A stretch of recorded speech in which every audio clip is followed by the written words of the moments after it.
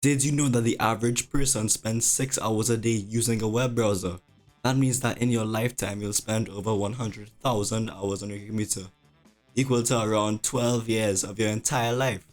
When I realized how much time we spend on web browsers, I decided it was time to find a better option, which led me into doing tons of research on the history of web browsers, where I learned that Internet Explorer started life in 1995 as just a way to view a broad range of web pages, but eventually it grew larger than that, with it being completely free and bundled with Windows, which destroyed its competitors.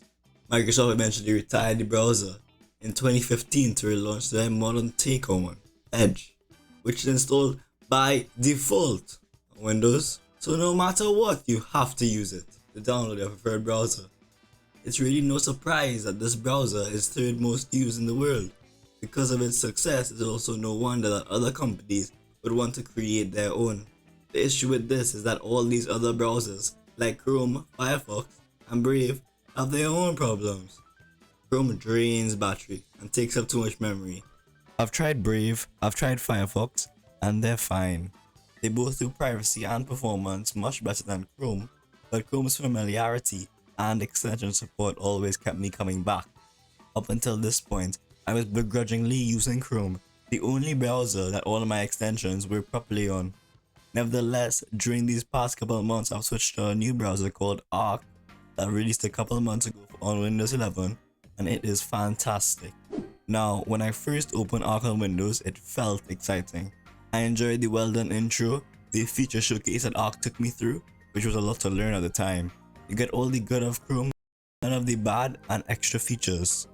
Arc's main features are the vertical sidebar, which I really liked once I got used to it, the spaces, which I don't even use right now, since I personally don't need it, but most find it amazing because it's a combo of favorites, pin tabs, and more in one simple element.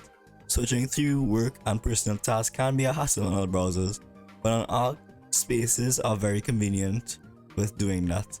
The favorites grid is located just underneath Arc's URL bar. You can drag any open tab into the grid to save it as a favorite. It's almost like a mini home screen for your most used websites. The pin tabs can be for tabs you don't use every day, but you don't want to close them just yet. In the pin tabs is the ability to create folders, which allows you to create a group of pin tabs with a custom name that expands or minimizes in the sidebar when you click it. That is an excellent feature. Below that are your open tabs. That search you did 3 hours ago, or that article you just read you don't have to worry about, as those tabs get auto-archived after 12 hours. I can't explain how nice it is not having to close tabs every single day. It may sound like a little thing, but it is very helpful. Of course, all your pin tabs stay even if you completely quit then reopen the browser. The tab bar in Arc looks like the macOS Spotlight box, and you can type web addresses and searches like Chrome and even find any open or archive tabs. The AI, what they call Arc Max, is actually used in a creative way.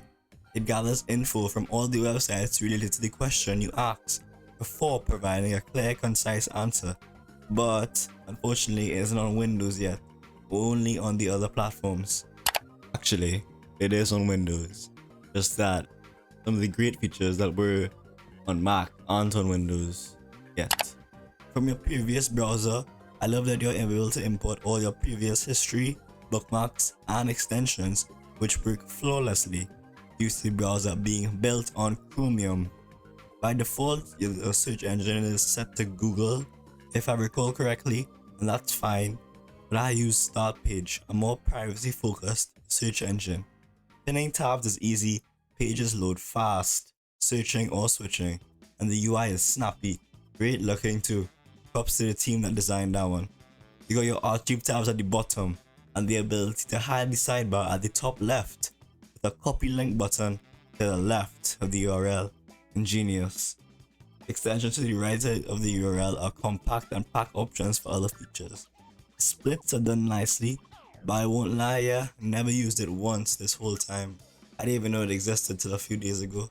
The app is completely free on iOS, Mac, and Windows 11. I know that they plan to bring it to Windows 10 soon.